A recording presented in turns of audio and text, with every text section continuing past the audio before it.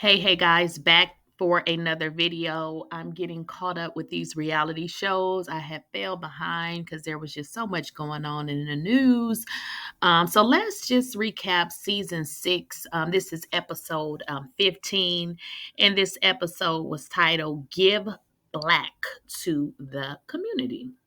And this is Love and Marriage Huntsville. So let's just jump right in. So as the episode began, we saw Stormy, who was upset after Marsau caught her off guard, and asked her for $100 payment, in which was totally unexpected. When Stormy was asked to participate in this Blaque expo event, they did not mention anything about $100 or any type of payment, period. Stormy told Marsau that basically she was not happy with being told about $100 because it was very unprofessional, and she felt like this is something that they should have told her in advance, which I totally agree with. And Stormy told Marsau that he did not want to see Courtney, which I thought was a threat because what does Courtney have to do with it? But I totally agree with Stormy. That was totally unprofessional and kind of like left field. If she is participating in the expo, which she did, it would have made sense to tell her about that $100 payment at the time you asked her to participate. But I'm going to stick with Stormy on this particular issue because if she is participating and donating her time as a speaker, then it seems that because she's speaking, she's not charging, but it seems like you guys are charging her. Now, that's just my 2 cents.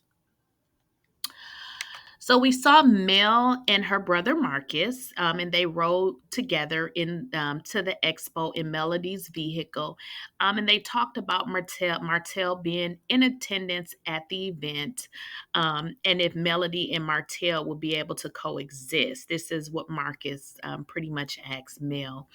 Mel replies that she definitely knows how to ignore Martell. Okay. So Melody and Marcus, they arrived at the expo. They walked around the expo just looking at different exhibits. And Mel was saying that, she's going to be spending some money because she was excited. She said everything looked really, really nice. But I thought this was very interesting. As Mel and Marcus were walking around, they ran into Latisha's cousin, who was at what was at Latisha's stand. So for those of you that do not know, Latisha's daughters, Latisha has created a hair product for her daughters. Who does that remind you of? Well, let me just tell you. You all know that Mel created hair products for her kids, Sugar Mama. So it's very interesting that now Latisha is doing something similar, but we'll talk about that later. So Latisha's cousin asked Mel if she had tried Latisha's kids' hair product. I thought that was very funny, again, considering Sugar Mama's line has been out for some time, and I'm sure, definitely sure that's where Tisha got the idea to actually launch her girls a line, which is okay. But I thought that was kind of shady to come up to Mel the goat, who actually was the first one on the show to create a product for her children. But now you're asking her, has she tried Latisha's kids products when Sugar Mamas have been out for what, a year or maybe a little bit more? I just thought that was shady. Why would Melody support Letitia's children when she has her own children, and she's supporting their line? Just my thoughts. Just my thoughts. But of course, you guys can let me know what you think. Martell and Marcus, they talk about moving forward. Martell asks Marcus for his support, at which time Marcus states, "What support?" I mean, if you think about it, considering that they are divorced, it's clear that the relationship between Mel and Crazy Martell is over with. But we know Martell is always up to all types of shenanigans. But Martell expresses that his hope is that Mel will let her guard down, which is really funny considering we all know now that there's a recent allegation of Martell trying to expose a sex tape using Arion. So the fact that Martell is still running this bullcrap line that Melody needs to let her guard down, and he is behind the scenes trying to bury her.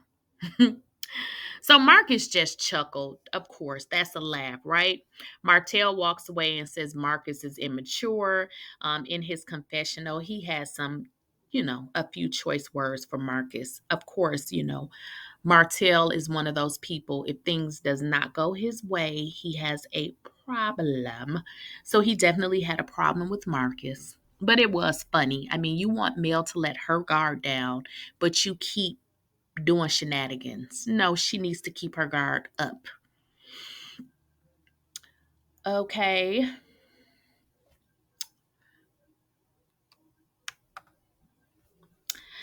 Yep. So yeah, Martell he wants Mel to let her guard down, and Mel is like, absolutely not. That's not going to happen, right? That is just not going to happen, Martell. We are on to you.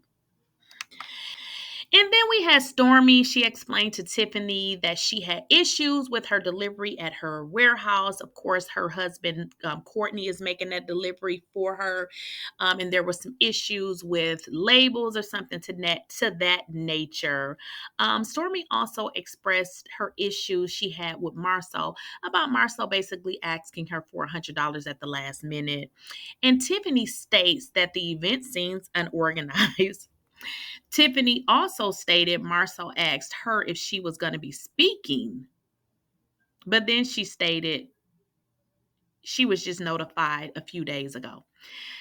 So, this is the thing with Tiffany. Tiffany is irrelevant at this point, and it just seems like she is a liar because first, Tiffany states that she wanted to be a part of the expo, and now she's telling Stormy that it seems unorganized and that Marcel is asking her at the last minute. So I'm confused, ma'am, Tiffany. If you want to be a part of the expo, does it matter that he's asking you at the last minute? You either do or you don't. But we'll talk about that later on in this recap because Tiffany is she seems to be a liar and seems to do anything to make herself relevant. Okay. So they start to introduce the speakers in the expo. And of course, Martell asks why Melody isn't participating. I mean, like, why is he always so damn pressed about Melody Shari Rodgers? Because guess what, Martell? Her name is not Hope. Move on. Okay. So this part of the expo is when the panel or the speakers is on stage and they're just talking about business and I guess they're trying to tell others how to be successful. I guess.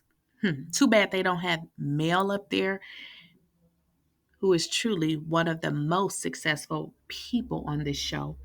But at any rate, I got some of what Tisha stated. And this part was really catchy for me. This is what Tisha stated. She said, it's no problem asking for help and saying, girl, I want to be where you are. That's exactly what I did. I chuckled. Because, in my opinion, was that a desperate cry to Mel to say, I want your help? Girl, I want to be where you are? Because, Tisha, you clearly went and created a hairline for your children. Where did you get that idea from? Okay, moving right along. Stormy also on the panel talked about if you want to be successful, you need to solve problems for people. To be successful, she said you need to solve problems. And that's exactly correct. To be successful, you need to be able to solve a problem that someone has. But Stormy girl, can you make sure all of those people receive the products that they ordered from you that they never received? We need you to solve that problem, young lady. Thank you very much, Stormy. Moving right along. Stormy explains to Courtney how she felt when Marsau asked her for $100. Stormy stated that Marsau was acting like a beep. You know what that is. Bish. She also stated that, I'm sorry, Courtney also stated that he did not want Stormy to have a baby, but he is open to them having a baby and possibly a surrogate. He was very open in this scene and pretty much explained the reason that he did not want her to have a baby. And there was an issue with when she gave birth and something about, she had lost a lot of blood and he just didn't want to go through that again, which I totally understand. And I'm actually really liking Courtney. He's being very open and very transparent. So that's really, really, really good. Moving right along.